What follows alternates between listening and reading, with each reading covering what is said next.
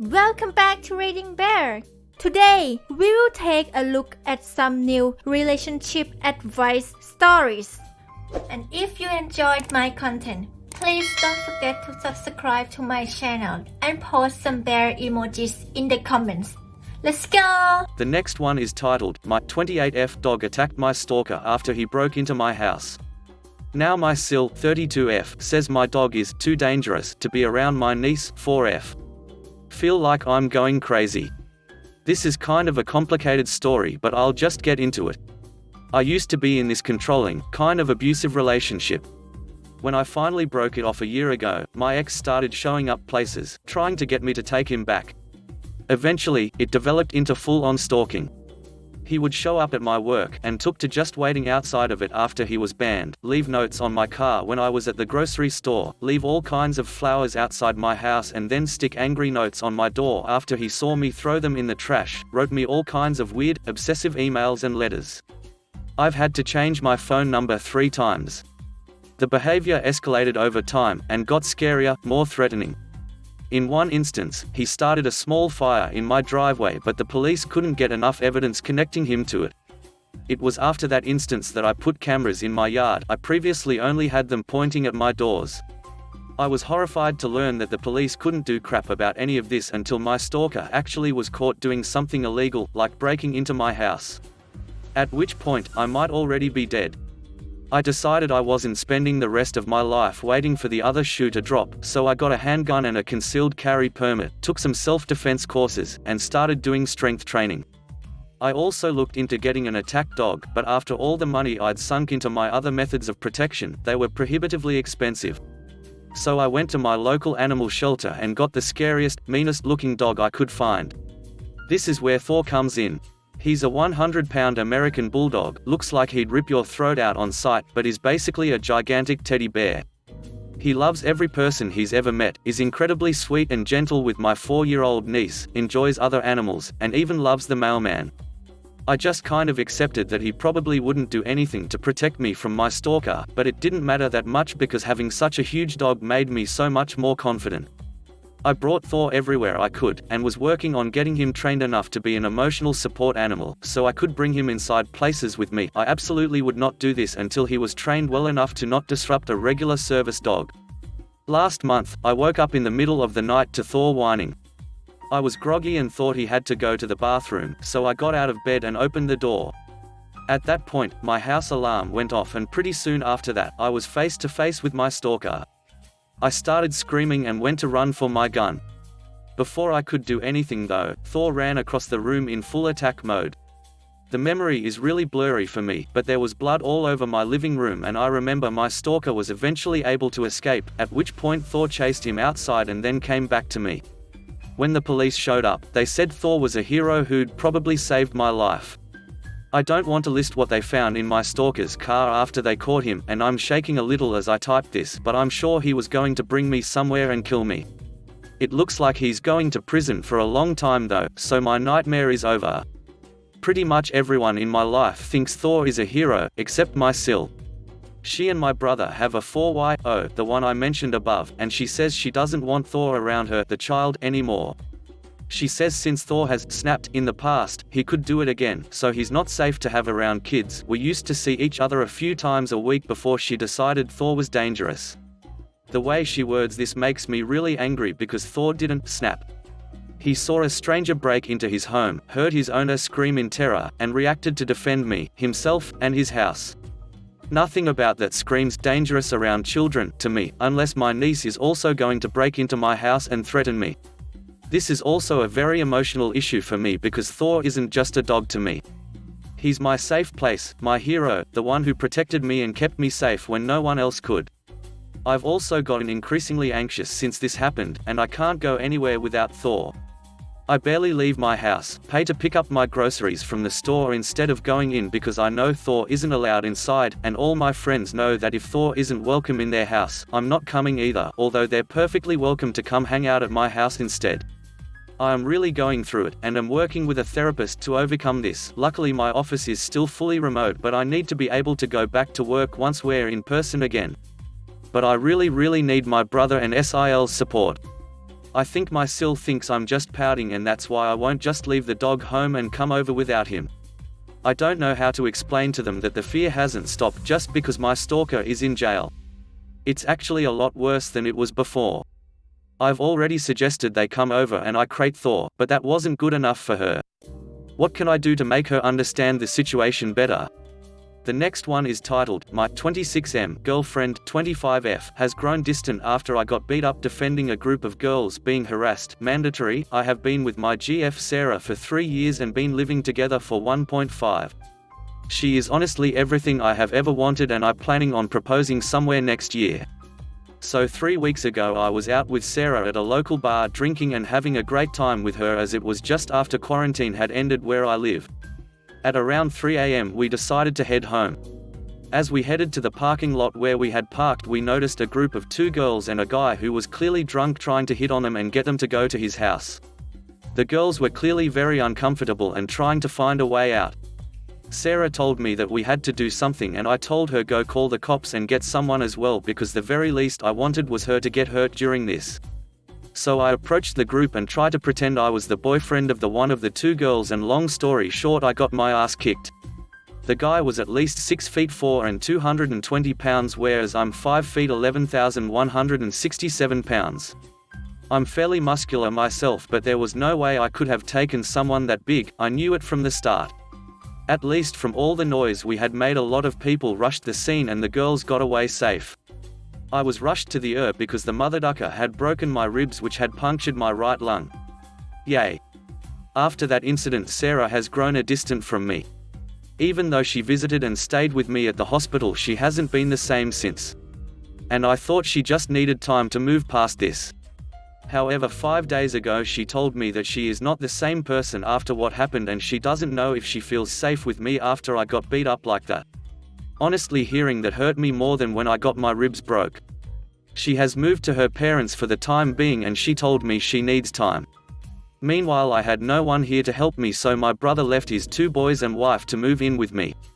I know I'm just venting at this point, but I don't want this to be over like that. Reddit, is there anything I can do to salvage the situation? Update: until yesterday it had been 14 days since my last contact with Sarah. My brother had left 4 days prior because I felt bad keeping him away from his family for so long, plus I could take care of myself to some extent. So around 2 PM while I was making lunch, I hear the doorbell ring. I go to open the door and there she is. Sarah. With tears in her eyes, eye bags, frizzy hair, looking like a total mess. During the time we've been together I've seen her in her ups downs, but I'd never seen her in such horrible state before. So I let her in. She sits on the couch. We haven't still said a word as we were both dumbfounded. I was so overwhelmed by emotions. I wanted to hug her. I wanted to full on blast on her. I didn't even know what I wanted to do. So I did nothing and waited for her to talk. After 5 or 10 minutes of silence, she starts sobbing and saying she's sorry, and then full on crying. At this point I can barely hold myself together. So I hold her hand and try to calm her down so I can figure out what is going on. After a while she finally somewhat calms down and starts talking. And that's where it got bad. Something that I didn't include in the original post, because it wouldn't make sense to anyway, is that Sarah's mother has been divorced and remarried once. From what Sarah has told me, her biological father cheated on her mother while she was still a kid, and that's why they broke up. And that's also why she doesn't have any kind of relationship with her father. It seemed odd when I first learned about it, but I didn't question it. That is not the whole story though. Sarah's biological father didn't only cheat on her mother. He was a drug addict POS that also used to beat her up frequently. Without getting into a lot of graphic detail, in one instance when Sarah's brother tried to intervene and protect her mother, he ended up getting beat up too. So when she saw me intervening and getting my ass kicked in the bar incident, it triggered some kind of PTSD in her head that she could not control. That's why she had grown distant and eventually left. It all spiraled out of control and she could not handle it. In those 2 weeks we'd been apart, she'd barely eaten or slept and even made some really dark thoughts which I'd rather not go into. She told me is a horrible girlfriend for leaving me alone in my condition, and that she doesn't expect us to be together again after that, which I told her isn't the case. So we have a very long road ahead of us. My number one priority right is getting her to see a therapist, which I suggested we can do together if she's scared to do alone. So yeah, that's where we are at. Some of you were right, that there was some deeper issue behind what happened, but I could not have possibly known. I also wanted to take this opportunity to say something that I got messaged about a lot. I got a lot of comments and messages saying that I was a moron for what I did at that parking lot and that I should mind my own business next time and not play the hero, etc. First of all, I did not initiate the fight with the dude. As I said when I got there, I tried to pretend I was the boyfriend of one of the girls in case. When that didn't work, I got between the girls and the dude, trying to create some space between them, and that's when he started to push me and eventually started throwing punches. Secondly, no matter how hard I hit the gym, I would never be able to take that guy one-on-one. As I said, I'm pretty fit, and I've been working out for several years, but the fella was a lot bigger than me. Unless I had a gun or something, which isn't legal in my country, I was doomed. Finally, for the people telling me to mind my own business, well, let me you that exactly what I was doing. It is mine and everyone else's responsibility to look after the ones who can't protect themselves in this crapty world. No, I do not consider myself a hero, nor did I do it for the show. I did it because in some other instance one of those girls could have been my girlfriend, sister, mother needing help. And these girls were somebody else's girlfriend, sister or mother. If I was put in that situation 100 more times, I would act the same. The next one is titled, My Boyfriend Isn't Okay With Me Being Promiscuous in the Past. I'm a 21F, dating my BF, 23 meters. I understand some people don't like their partner's body count and it can be a deal breaker in some cases, but my boyfriend asked me what my body count was and told me not to lie to him, and I was completely honest to him. My body count is more than 10 but less than 20, not going to be completely specific, and he got upset right away and stated since I'm a woman I should hold myself to a higher standard. He has said that women who are promiscuous deserve to be treated like thoughts, and I got offended about that. He thought that I'm overreacting for getting offended at him telling me that. We ended up making up and moving on, and he doesn't mistreat me often, but he has showed signs he doesn't trust me as much since that whole conversation, like he constantly needs to see my location now. Edit, he did specify that I wasn't a thought and he wasn't calling me one. He says that he can respect women but not thoughts. He says that it's his opinion and I was weird for being offended. But I will be rethinking our relationship. Edit, wow, I got more replies than I thought I would get. Thank you all for the advice. I have been trying to read every single comment, but there is a lot. A lot of you were asking what his body count was, and it was lower than me, which is also a reason why he hated my number.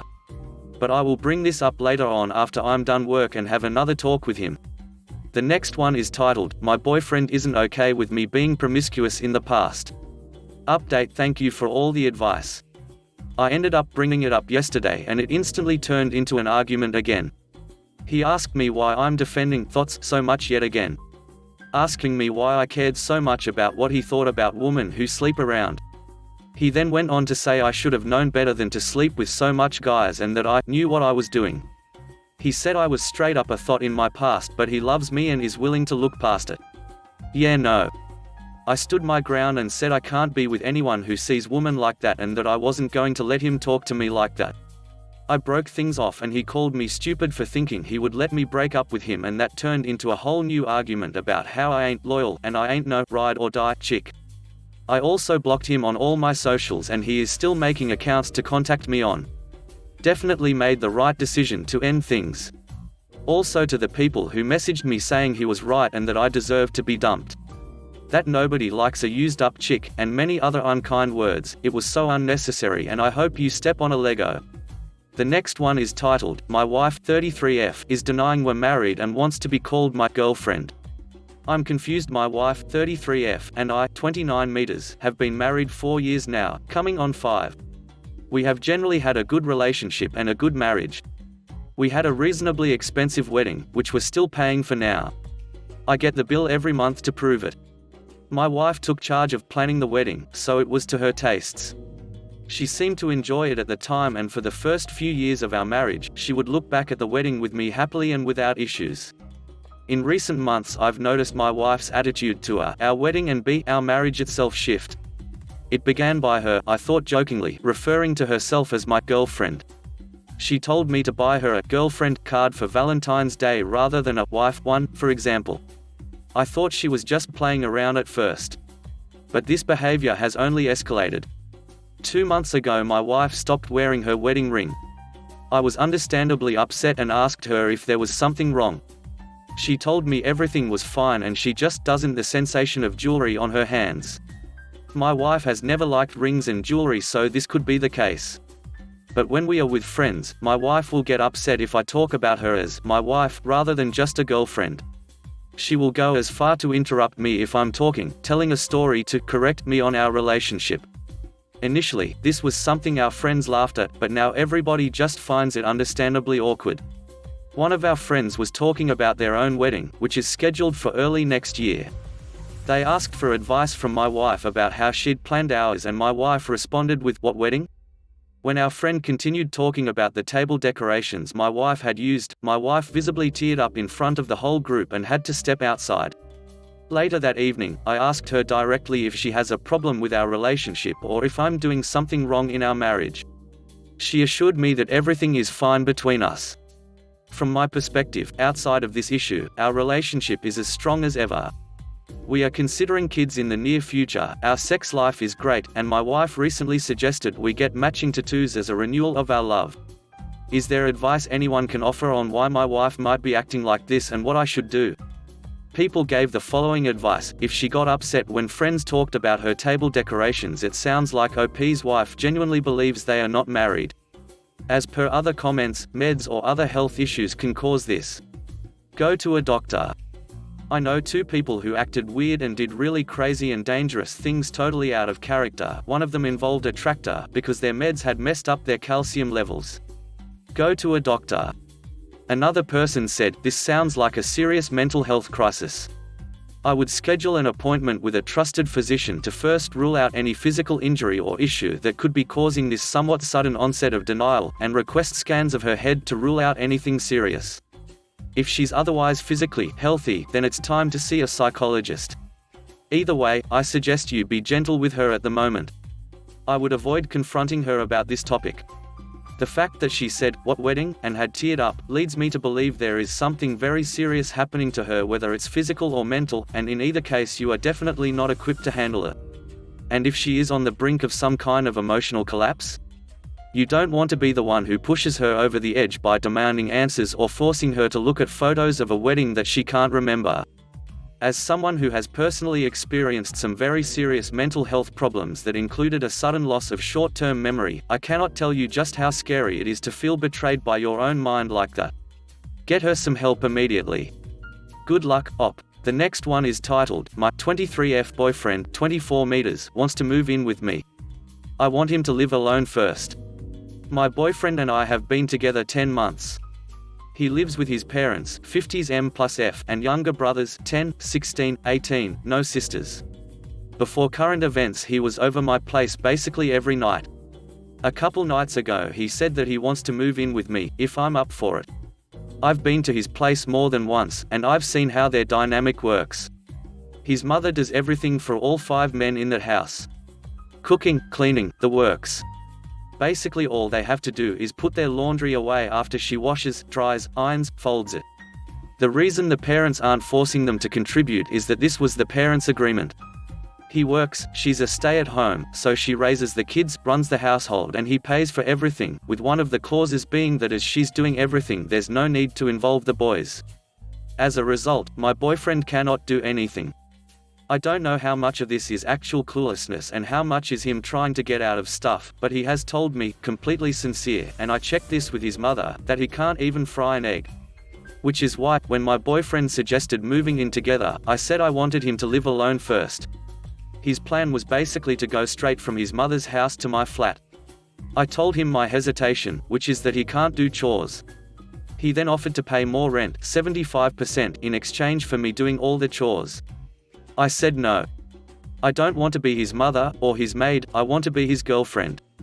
Then I told him I wanted him to live alone. Go from his mother's house to his own place, figure out how to do all the things he's never done for himself, learn some basic life skills, and then revisit us living together. This has caused a huge argument, biggest we've ever had. He's taken me saying he has no life skills as an insult, which it kind of was to be fair, and has basically said that clearly I don't want to live with him at all as I've pushed the moving in time back and have only said we'd revisit after a few months of him living alone, and I did say revisit because I wanted to make sure he actually knew what he was doing and wouldn't immediately switch back to offering more rent for no chores. This was all a couple nights ago and he's just stopped talking to me. He's at his mum's, he's online, he's talking to mutual friends who have said he is responding, he just won't answer any of my calls, texts. He's told our friends what happened and they're all on his side, saying I was really mean, cruel.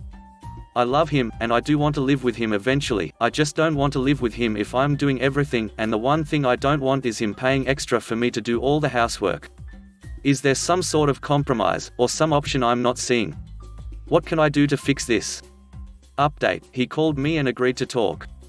He then basically said that he was never going to be willing to learn to do anything, and even suggested dividing up the chores, then I do my half and he hire a maid to do his half. Suffice to say this was something of a turn-off, and by the end of the conversation we broke up. Thank you very much for watching. Please post some bear emojis in the comments and subscribe to the channel if you enjoy my content.